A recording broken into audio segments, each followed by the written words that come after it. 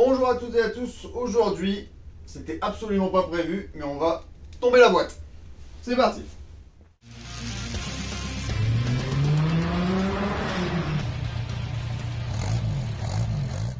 Donc petit point sur la situation, c'était pas prévu, j'avais absolument pas prévu de la démonter. Donc on va démonter cette boîte pour changer le kit d'embrayage. Je vais voir la tronche du volant moteur. Évidemment la plupart des gens vont me dire qu'il faut absolument changer le volant moteur. Mais ouais, c'est trop cher. Franchement il est vraiment beaucoup trop cher pour ce que c'est. Je vais voir dans quel état il est, évidemment s'il est défoncé, qu'il tombe en morceaux. Ça m'étonnerait puisque la voiture tournait, je passais les vitesses, j'avais pas spécialement de vibration, tout marchait.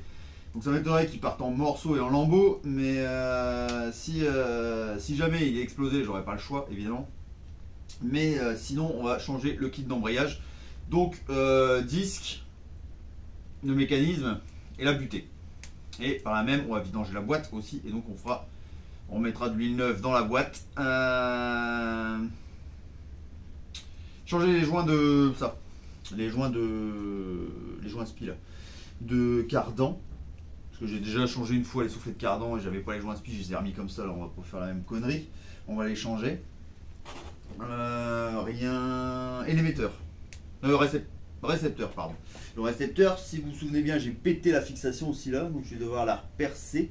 J'avais commencé, mais je n'ai pas fini pour extraire le boulon, mais je pense que je ne vais même pas me saouler. À mon avis, ça va être un axe avec un écrou de l'autre côté parce que j'ai la place.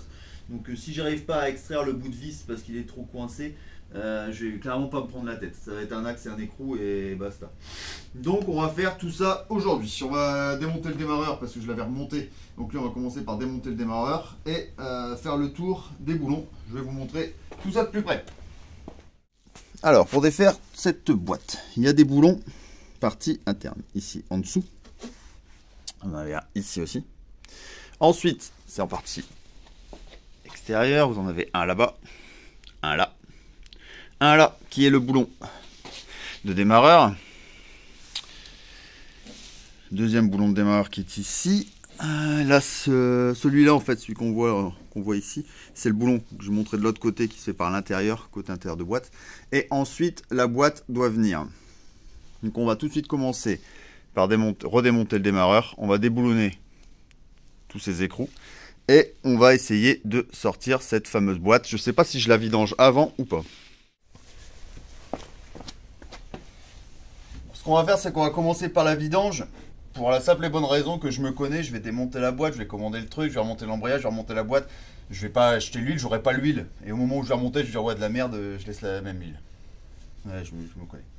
Ça me saoule, et puis je vais laisser la vieille huile dedans, donc je la vidange, comme ça j'ai pas le choix, je serai obligé de chercher l'huile, et quitte à aller la chercher chez BM, parce que c'est une huile à la con. Enfin, à la con. 75-80, ça c'est assez commun, mais c'est de la MTF-2, et la MTF-2, à part les bidons d'huile de chez BMW, et une autre marque que j'ai vue, Ravnol, je crois. Il n'y en a pas des masses, en fait, il n'y a pas beaucoup de bidons, il n'y a pas beaucoup de marques et de trucs pour commander facilement. Par exemple, sur les trucs de commande standard, Mister Auto et compagnie, on n'a pas. Il n'y a pas d'huile pour cette boîte-là. Donc, je vais voir ce que j'allais chercher chez BM. Bon, à 32 € le litre, même s'il n'y en a que deux, ça me saoule un peu. Et sinon, je suis de la commander sur le net. De toute façon, je vous dirai exactement ce que j'ai mis dedans. Parce que par exemple, en Castrol, en Motul, je n'ai pas trouvé de référence MTF-2. Donc, bref, pour en revenir à ça, ici c'est le bouchon de vidange. Ici le bouchon de remplissage. On commence toujours, et je dis bien toujours, par le bouchon de remplissage, parce que si jamais vous réussissez à défaire le bouchon de vidange, vous vidangez tout content, et que celui-là, il vient pas, vous avez compris, c'est le début de la galère. Vous ne pourrez pas remplir la boîte, faire le péter, enfin c'est une merde sans nom. Donc on commence toujours par celui de remplissage, après celui de vidange, et si jamais ça ne veut pas se desserrer, que ça vient pas, je fais ce que j'ai dit avant, je ne commande pas l'huile. Donc là, j'ai pris l'embout VTR qui va bien, qui doit être un embout de 6, si je ne m'abuse. Et on va prier pour que ça se passe bien et que ça pète pas, parce que c'est pas des températures très adéquates pour démonter tout ça. Donc là, bouchon de remplissage, techniquement, il n'est pas censé y avoir d'huile. Je vais mettre ça là quand même au cas où, mais normalement, il n'est pas censé y en avoir. Sachant qu'on est au-dessus, quasiment au niveau des cardans. Donc si jamais ça coule par là et que c'est pas coulé par les cardans, ce serait très bizarre. Donc bouchon de remplissage, ça c'est ok. Maintenant, celui de vidange.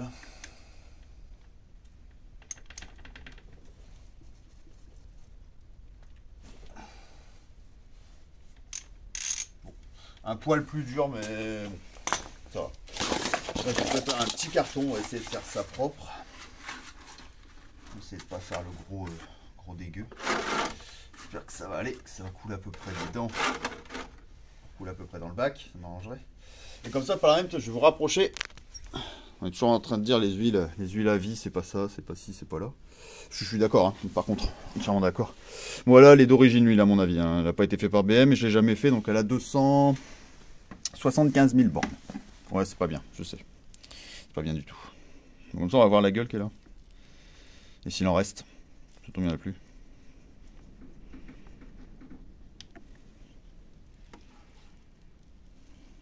Bah écoute, c'est pas un peu foncé, hein, on va dire que c'est pas spécialement clair, mais une huile de boîte c'est rarement clair. Et il n'y a pas spécialement de grosse limaille, on voit un peu, ouais, il y a deux, trois petits points brillants qui se baladent. Bah, franchement, c'est pas dingue. Hein. Elle est pas remplie de flotte, elle est pas... Ouais, pour 275 000, ça se tient. On va commencer par enlever les boulons. Je vais faire ceux du dessous déjà. Et on va en laisser un ou deux, les derniers en haut. Et les derniers, je les sacré comme ça pour essayer d'attraper la boîte et la poser là, en espérant que tout ne se casse pas la gueule par terre.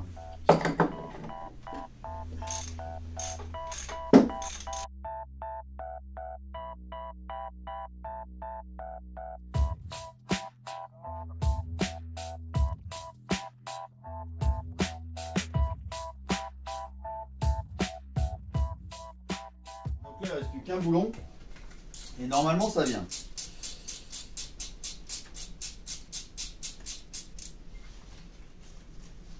En espérant que ça vienne gentiment. Sauf que je suis obligé de galérer. Si je dois galérer pour la sortir, ça va pas être spécialement une bonne nouvelle. Vu que tout seul, ça peut faire un poil lourd cette affaire. En même temps, je ne représente pas trop le poids qu'elle peut faire. Ouais. En gros, ça vient pas tout seul, quoi.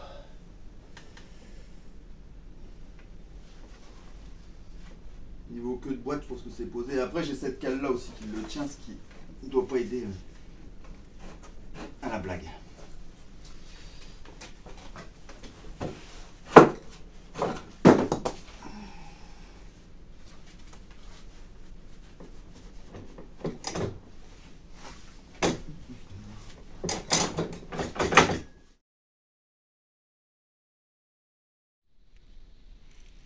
Bon, je vous filme pas tout parce que c'est la misère. Elle veut pas venir du tout en fait. Donc ici vous avez deux formes. Donc là j'ai claqué une barre. En fait je force un peu ici pour... ça commence à bouger mais c'est tellement léger que je suis pas très confiant. Et par le trou là en fait j'enfile un tournevis. En fait ici, ça m'a permis de commencer à la faire bouger. Et elle commence à se décoller. Voilà. Mais bon, la galère quoi. On dirait que j'ai encore une fixation en fait et j'ai beau faire le tour, à moins qu'ils ont claqué une fixation dans le bloc au niveau de l'intérieur du liquide de refroidissement. Mais sinon, il n'y a pas de raison. Donc je continue à me battre avec, mais bon, je le fais hors caméra parce que sinon ça va durer 20 ans. Et dès que ça bouge, eh ben, je remets tout en route. Bon, ça fait un moment que je me bats avec là, mais je crois savoir d'où vient le satané problème. En fait, ça se situe ici. Là, il y a une douille de centrage. En fait, on voit, elle bascule bien de haut en bas, mais là, ça bouge pas. Il y a une douille ici et une douille ici, juste en dessous là. Donc, en gros, là, c'est avec des démonte-pneus là. Je me cale dans le creux là et je viens faire bouger la boîte. Ouais, si je me recule un peu, on voit bien que ça bouge quoi. Ouais, je vais mettre là. Et c'est vraiment les douilles là qui font chier. Donc là, à force, je pense que ça va venir.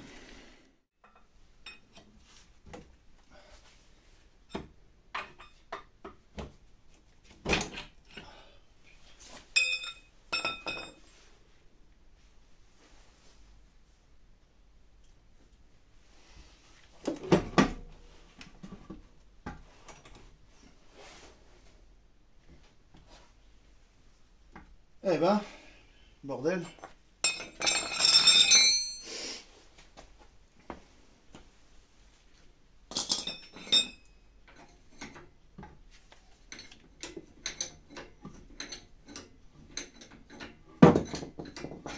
C'est bien la première fois que j'en chie autant à sortir une boîte.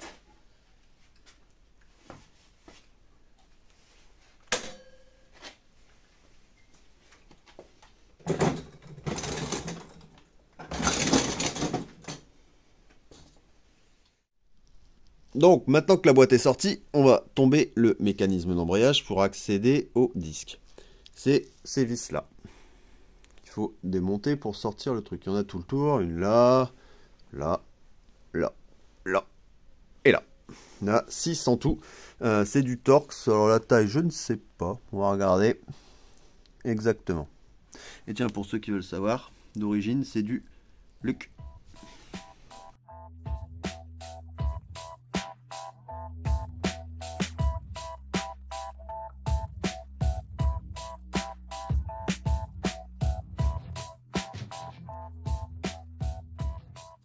Bon là je vais vous montrer vite fait l'histoire du volant Bimas.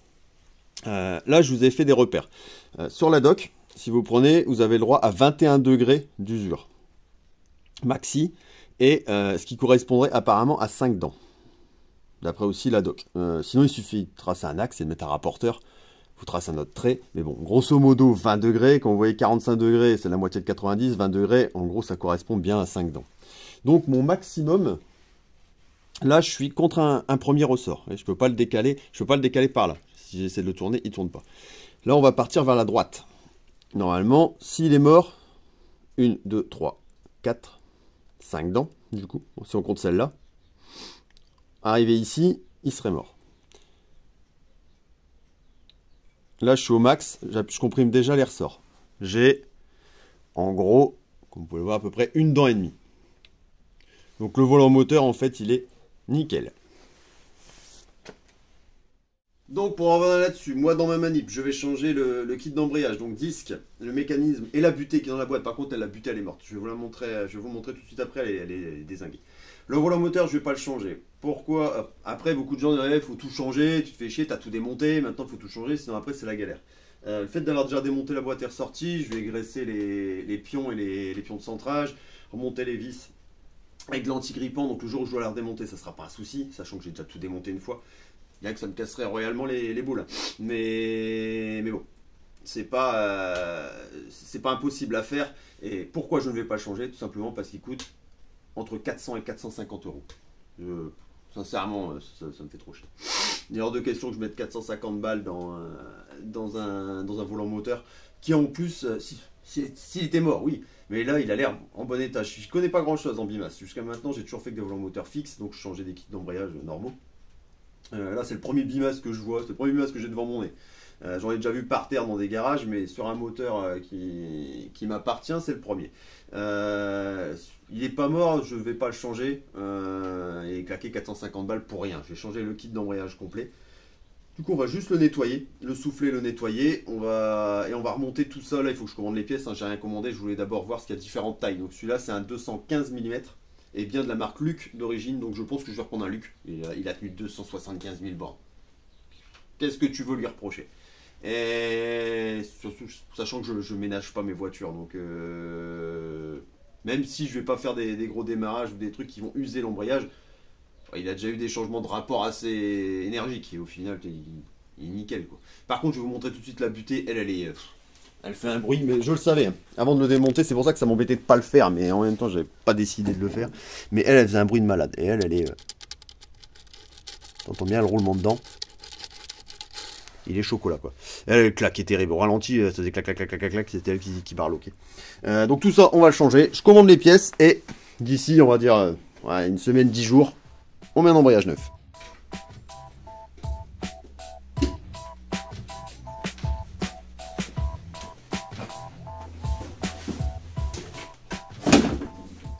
Voilà la bête, tout est là. Donc on va pouvoir remonter ça tout de suite. Par contre, je vais vous montrer un truc. Comme quoi les vendeurs de pièces, c'est vraiment des escrocs. Je vais vous la faire courte, je vais vous faire juste un petit résumé de la situation. Beaucoup de gens vont dire commandent les pièces sur Autodoc. Énormément de personnes commandent sur Autodoc. Moi, j'ai arrêté par principe, tout simplement parce qu'ils m'ont sucré 200 euros. J'ai fait une commande une fois, la commande a été paumée, elle n'a pas été envoyée au bon endroit, je ne l'ai jamais reçue, donc j'ai appelé, une commande de 200 euros justement. Je l'ai appelé, je suis tombé sur un truc en chat, machin, voilà, j'ai perçu la commande, machin, ils m'ont dit ouais, pas de souci, on vous la renvoie, c'est nickel. Ils me la renvoient, ils m'ont repris 200 euros sur la carte en fait. Ça m'a coûté 400 balles, on a râlé, on a truc, on a essayé de faire on a demandé à ce qu'on nous rende notre pognon, machin, et truc, bazar pour un litige. Et en gros, on s'est clairement fait envoyer chier par le mec d'Autodoc, il s'est clairement foutu de notre gueule en nous disant qu'eux ils étaient en Allemagne, que c'était pas les mêmes lois qu'en France et qu'on pouvait toujours se la. Pour les récupérer. Donc, j'ai lâché l'affaire en fait, enfin, ma femme a lâché l'affaire parce que moi je m'occupe pas de ces trucs-là parce que ça me fait péter un câble et en plus, quand t'as pas la personne en face, ça me fait encore plus péter un câble. Donc, du coup, au final, ça se termine toujours par me raccrocher au pif et puis ça s'arrête là. Donc, elle a essayé de gérer ça, mais c'est indémerdable, on a lâché l'affaire, ça a cassé les burnes. Donc, du coup, je commande plus que sur soit eBay quand vraiment j'ai pas le choix ou Oscaro Mister Auto où jusque là pour l'instant j'ai jamais été trop embêté. Là pour le coup Mister Auto, je commande une pièce Sache, je voulais prendre un Luc. À la base je voulais prendre le Luc parce que le Luc était monté d'origine, il a plus de 275 000 bornes, je pense qu'il a fait ses preuves. Donc j'ai dit je vais reprendre un Luc. Le Luc était sur Oscaro, mais pour les renvois sur Oscaro, c'est casse-burne. Donc on s'est dit on va commander sur Mister Auto, parce que là les retours et les machins, au cas où ça merde, c'est tranquille. Il n'y avait que du Sache. Je prends du Sache. Sache ou Sac, je sais pas, chacun le dit comme il veut. Je sais pas exactement comment on dit. Mais je prends cette marque. Je le reçois. Donc, on voit bien le mécanisme. L'embrayage, enfin le disque d'embrayage, et là, buté. Hier matin, je regarde les pièces comme ça, en me disant ouais, je vais regarder un peu vite fait, et je vous montre ça de plus près. Vous voyez là, c'est bien un Sache. Par contre, vous voyez déjà la supercherie si vous regardez un peu plus loin. Je vais vous retourner pour que ça se voit mieux. Luc. J'étais mort de rire, la barre. En fait, les mecs qui prennent un Luc, ils te rajoutent parce qu'il coûte je crois 8 euros de plus ou 10 euros de plus, une connerie comme ça. Ils prennent un truc Luc, c'est siglé Sache dessus, et vous avez la pièce Luc qui est là. C'est formidable. C'est un peu en gros comme les Mercedes qui sont montés avec des blocs Renault, quoi. Bref, c'était une petite aparté comique avant de commencer. Maintenant, on va voir comment remonter tout ce petit monde. Alors, pour ce faire, il faut monter. Je vais mettre des gants parce que ça, je vais pas réussir à me défoncer. Il faut centrer quand vous montez un embrayage la partie disque avec la partie mécanisme. Sur le truc, vous avez marqué, vous avez une inscription Gearbox Inside, et de l'autre côté, que dalle. La marque, quoi. Gearbox, c'est la boîte. Donc ça veut dire que cette partie-là doit être côté boîte. Donc c'est cette partie-là que vous venez coller contre le mécanisme, et qui sera évidemment retournée vers la boîte. Cette partie-là, c'est vers le moteur. Ensuite, vous voyez, ça ne tient pas tout seul. Il faut le centrer. Donc, pour ça, j'ai ce petit outil qui là est en vrac parce que j'ai regardé déjà sur l'ancien lequel j'allais mettre. Vous avez, quand vous achetez ça, c'est un truc universel que vous note chez Noroto, un truc comme ça. Aujourd'hui, la commande est plus facile, donc vous allez trouver ça sur eBay, sur Amazon, sur AliExpress, sur qui vous voulez. Et vous avez ces trois petits embouts. Celui-là, c'est le plus balèze. Je l'ai testé, il ne va pas, il ne faut pas l'utiliser. Je vais vous montrer pourquoi. Tout simplement parce que quand vous allez l'avoir mis, même quand il est pas écarté et pas gonflé, vous ne pouvez plus le sortir. Donc quand vous allez avoir mis le truc, vous ne pourrez plus sortir l'outil. C'est ce qui est gênant. Donc, celui-là est le plus adapté. C'est l'intermédiaire. Là, je vais vous montrer quand je le mets dedans. La preuve qui passe. Et quand hop, vous l'écartez, en fait, il va venir se plaquer ici et il sera centré. Et il ne peut pas sortir pour le montage. Et après, quand vous l'aurez desserré, il va sortir. Donc là, l'idée, je vous montre, quand vous avez cet outil, c'est de monter en fait cette partie-là. Ça caille, c'est affreux. C'est vraiment pas ce qu'il faut que je leur monte, hein, ce truc. Putain, ça caille. Je serais mieux à la maison. Bon, il faut monter ça dedans. Et vous venez visser le truc. Voilà, bien, camarade, ici. Donc je referai une vidéo exprès pour ça. Je vais le refaire avec le vieux. Ça, je vous mettrai ça sur la table, filmé de bien plus près. Ce qui sera à mon sens plus pratique. Et en fait, il faut venir le serrer en espérant qu'il y ait assez de marge et de course. Tout ça, je n'ai pas vérifié et ça me paraît limite. Oh non, oh oui. Oh non, oh oui. Vous venez le serrer en fait pour le centrer. Vous venez centrer votre truc, vous centrez ça, bien le mettre. Évidemment, là, il est mal mis, hein, il n'est pas dans l'axe. Il faut bien le centrer et positionner ça correctement, bien l'aligner et venir serrer au fur et à mesure pour réussir à être pile poil bien. Et plus vous allez le serrer, le truc, plus il va se mettre sans bouger. Donc ça, j'aligne tout ça bien. Et après, je vous montre, on monte la procédure pour monter là-dessus. Ça, de toute façon, comme je vous dis, je vous referai une vidéo nickel sur la table, bien filmée de près, pour que vous puissiez voir comment on met exactement ce centreur. Bon, là maintenant que ça c'est centré et bien serré, j'ai remis un coup de nettoyage sur le volant moteur pour histoire que ça soit propre et on va enquiller ça. Donc là vous avez des centreurs de chaque côté, c'est eux qui viennent vous donner la position de la chose. Moi j'en ai un peu chié à le sortir, donc je pense qu'automatiquement je vais un peu en chier à le rentrer.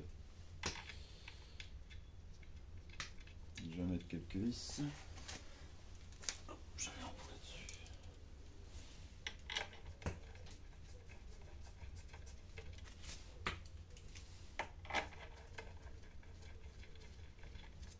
Bon, idéalement dans la doc c'est marqué de changer les vis, mais je les ai pas. C'est-à-dire c'est comme à chaque fois en fait. J'ai regardé en fait sur là je vous dis sur Mister Auto, j'ai regardé s'il y avait un kit de vis ou un truc. On a les vis pour le volant moteur. Parce que ça apparemment c'est vraiment à changer à tous les coups. Et j'ai pas trouvé de kit de vis pour ça. On va dire que ça va tenir. Hein. Comme j'ai à chaque fois, c'est parce que là j'essaie de suivre la doc, de faire ça propre et bien. Mais les deux embrayages que j'ai déjà, les boîtes que j'ai déjà démontées, je les ai remontées avec les vis, les mêmes vis, et au final tout s'est bien passé. Et rien n'a été serré au couple à l'époque, ça a été serré comme ça à l'ancienne et ça marchait très bien. Et voilà. Mais il n'y a pas d'histoire. Donc on va essayer de le rentrer comme ça. Et si ça veut pas, il est où le cliquer? Je ne sais pas. Qui m'a piqué le cliquer?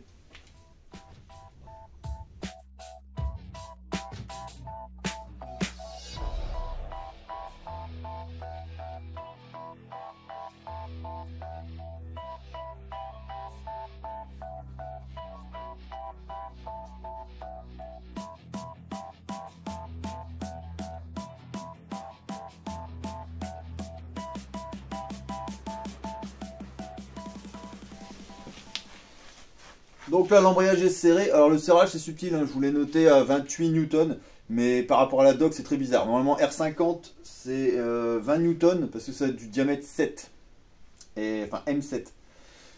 Et au final, là j'ai mesuré c'est du M9, mais du coup c'est noté 28 mais c'est que pour l'R53. Donc j'ai fait un premier passage à 20, après je l'ai mis à 28 et advienne que pourra. On va passer à la boîte. Là ça je ne l'ai pas nettoyé, j'ai rien fait dessus. Ça se voit d'ailleurs. Je vais la nettoyer et on va changer la butée qui est ici. Butée qui est assez facile dans le principe à remplacer. Normalement, il suffit de la sortir. Il y a des clips de chaque côté qui sont censés venir mais qui là ne viennent pas. Voilà. Voilà. Mais elle a été vraiment dézinguée, quoi. C'est... Par contre, comparé à la nouvelle qui est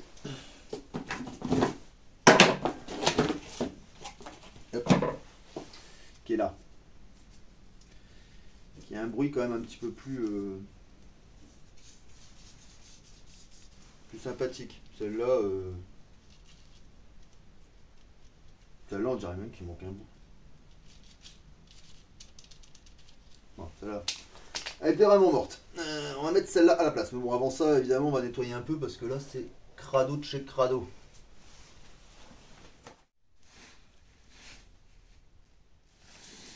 Voilà, c'est tout propre. Maintenant, on va pouvoir remettre la fameuse butée que j'ai paumée.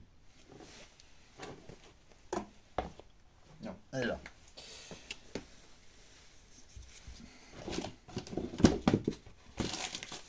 Donc, elle est fournie avec une graisse. La fameuse graisse, apparemment, sert à lubrifier cette partie-là. Moi, ça, j'en ai jamais mis, mais bon.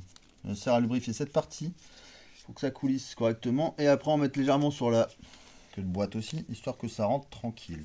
On va voir ce que c'est exactement. On dirait le même genre de graisse qu'il y a dans les CM Blocks Powerflex, en fait. Ça fait un peu le même délire. Part qu'elle est jaune dégueulasse. Mais sinon, c'est un peu le même délire. En même temps, c'est une graisse méga collante et filante. Histoire que ça n'aille pas se foutre dans l'embrayage, tout simplement. Donc là, donc qui est ça là-dedans?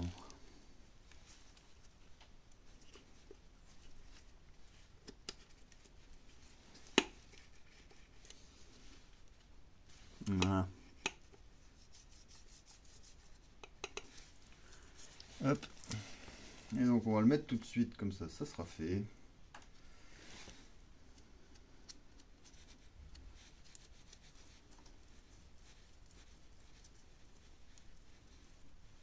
Hop.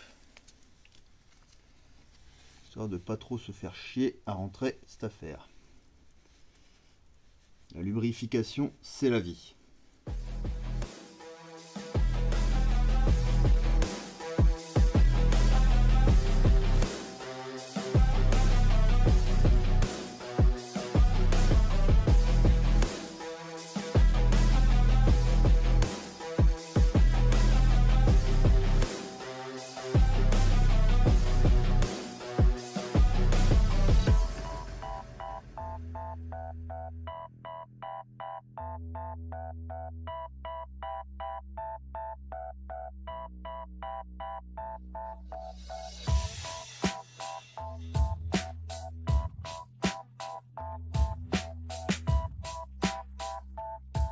Bon ben voilà, c'est fini pour cette boîte de vitesse. Ça s'est pas trop mal passé dans l'ensemble, et cet embrayage. Bon, ça se fait bien. Ça se fait bien. Après la chef, je pense que tout seul, remettre la boîte en la portant comme ça, c'est un peu la galère. Je pense que ça va être vite chiant. Le torquage des boulons, je voulais pas noter parce qu'en fait, encore une fois dans la doc, au niveau des boîtes sur la Mini, c'est un peu de la merde. Je sais qu'il y avait déjà quelqu'un qui m'avait posé des questions. J'avais essayé de chercher pour lui. J'avais des infos un peu bizarroïdes, et là il donne 85 newtons de couple pour des boulons en M12 sur les R50. Sauf que c'est pas des boulons en M12. Donc après, c'est que pour les R55, R56 où tu vas avoir des boulons de 8 ou de 10. Là, c'est des boulons de 10, je crois. Et ils donnent des couples un peu à la con. Là, en gros, je les ai serrés à 60 newtons au premier passage. Et après, j'ai remis un petit coup, mais je sentais qu'il fallait pas insister. Donc, allez, ouais, entre 60 et 70, quoi. Mais je pense que c'est déjà trop. C'est déjà trop serré. Donc, rien fait de plus. Il me reste encore, j'ai pas fait, c'est à remonter le démarreur. Il y a encore le démarreur à remonter, donc ça je le ferai après. Je vous mettrai le couple du démarreur si je le trouve là pendant que je parle. Je l'afficherai si jamais je trouve le couple du démarreur. Bon, ça c'est bidon, hein, tu mets le démarreur de vis, clac clac. Il n'y a pas de quoi s'emballer pour ça. Voilà, donc là on est bien avancé sur la bête. La prochaine étape, je pense qu'on va remonter encore un peu de tuyaux, de conneries. Je vais nettoyer le faisceau et remonter le faisceau, je pense. Je vous ferai aussi une vidéo sur les bougies de préchauffage. La purge de l'embrayage, c'est important, on le fera quand elle sera dessus évidemment. Parce que je vais changer aussi le récepteur. C'est une grosse merde là-dessus, il y a beaucoup de gens qui galèrent. Moi je l'ai encore jamais fait, donc je verrai bien si c'est galère ou pas avec la bonne technique. Voilà. On va pas s'attarder sur cette vidéo. On va continuer la suite dans une prochaine. Je vous dis à très bientôt. Bonne bricole et surtout, prenez soin de vous. Ciao!